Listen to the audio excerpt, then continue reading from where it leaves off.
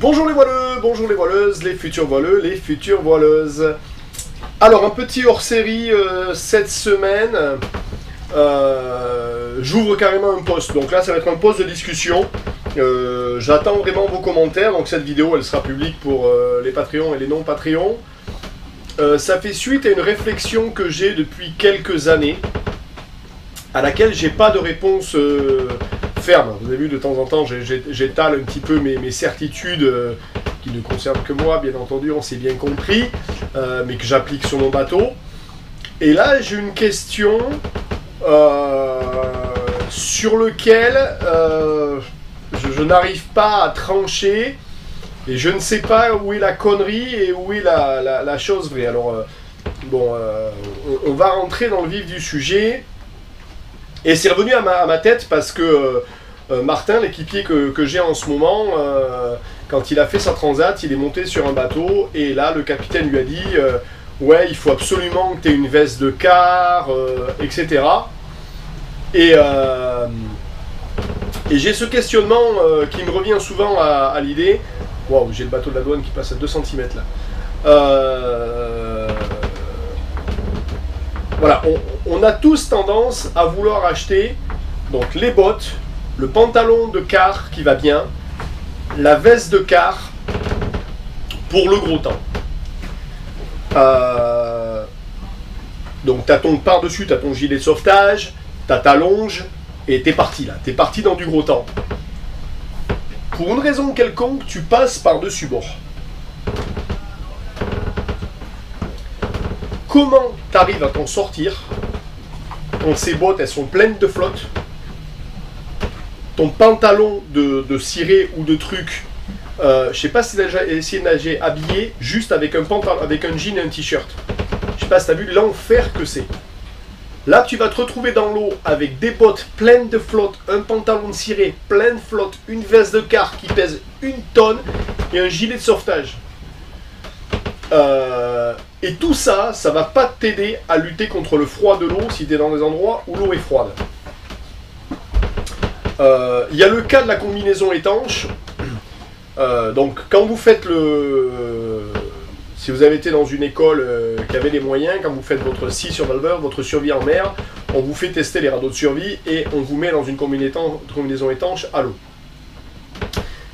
Déjà, une combinaison étanche, elle est pleine d'air. Si tu ne sais pas nager dans une combinaison étanche, je peux t'assurer que tu as vite fait de ne pas savoir dans quel sens il faut que tu sois pour être debout. Pour être debout, tu as la pression de l'eau qui te compresse partout. C'est un enfer. Et je ne sais pas si, une fois tu t'es mis dans une combinaison étanche, mais c'est dans une combinaison étanche dehors et que tu essayes de faire des manœuvres, il faut aller à l'avant du bateau. Je ne sais pas comment tu fais ça. Tu as vu, tu étais engoncé dans ces trucs-là.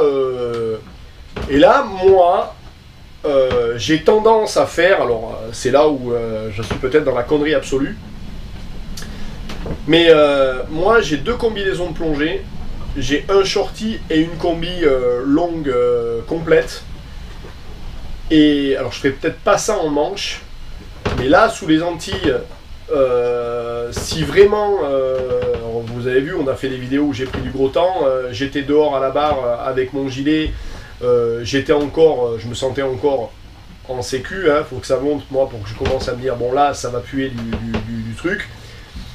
Mais si je devais vraiment être dans une situation où moi j'ai pas de pantalon de quart et j'ai pas de veste, etc.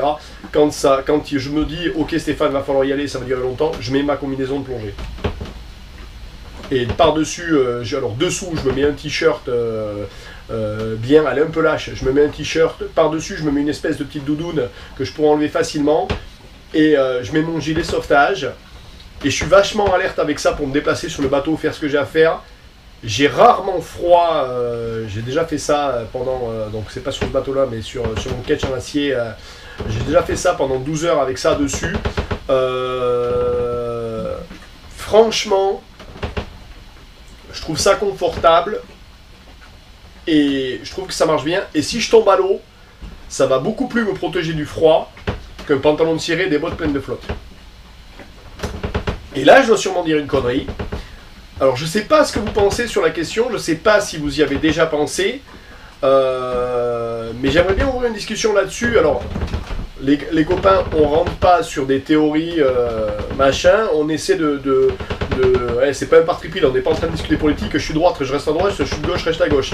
Non, on essaie vraiment d'avoir une ouverture d'esprit en se posant vraiment la question, et vraiment posez-vous la question, voilà, je tombe à l'eau avec des bottes de car, un pantalon de ciré, une veste de car énorme, plus mon gilet, ou quand, si vous avez l'expérience, harnaché comme ça, vous avez eu à faire des manœuvres de pont avec la longe, etc.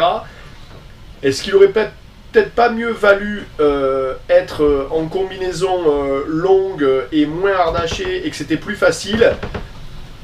J'ouvre le sujet.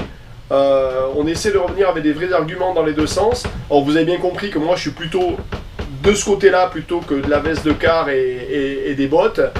Je pense qu'il y en a qui vont m'expliquer que c'est mieux de l'autre côté, mais j'aimerais savoir les pourquoi de l'autre côté, pas juste voilà.